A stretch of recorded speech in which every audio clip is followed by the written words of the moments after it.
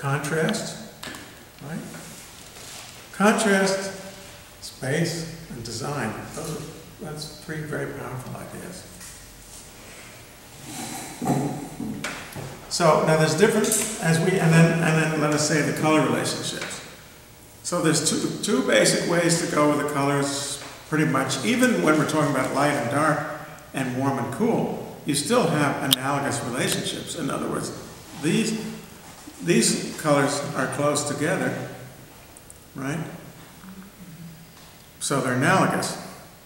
And they're also fairly close together in terms of, it's visible, this one is lighter than that one, but it's not nearly as lighter than that one as that one, right?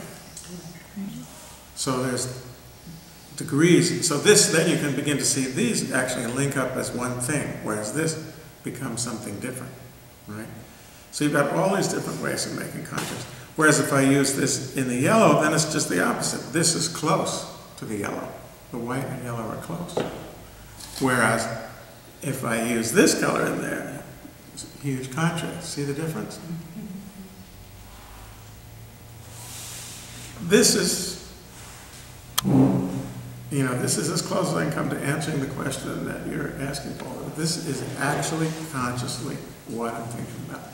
I'm thinking that way. I'm thinking in an orderly way about relationships.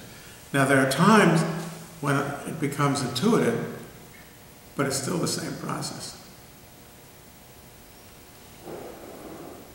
Okay.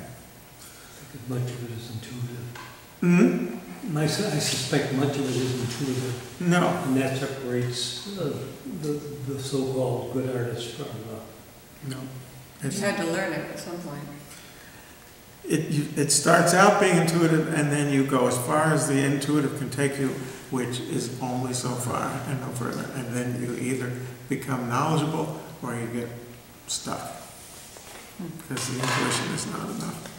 And you can see the difference when you see an artist that has a flash in the pan success for a few years and then just fades away. That's because their knowledge does not match their intuition. And then you take someone like Picasso who can, be creative over, 8 different decades. And he uses enormous amounts of intuition, but he knows exactly what it's about. And he's technically a master of every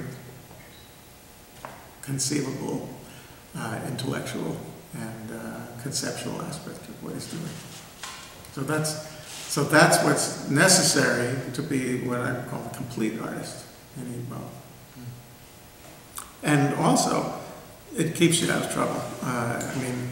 You waste a lot less paper, a lot less paint, a lot less time if you know what you're doing.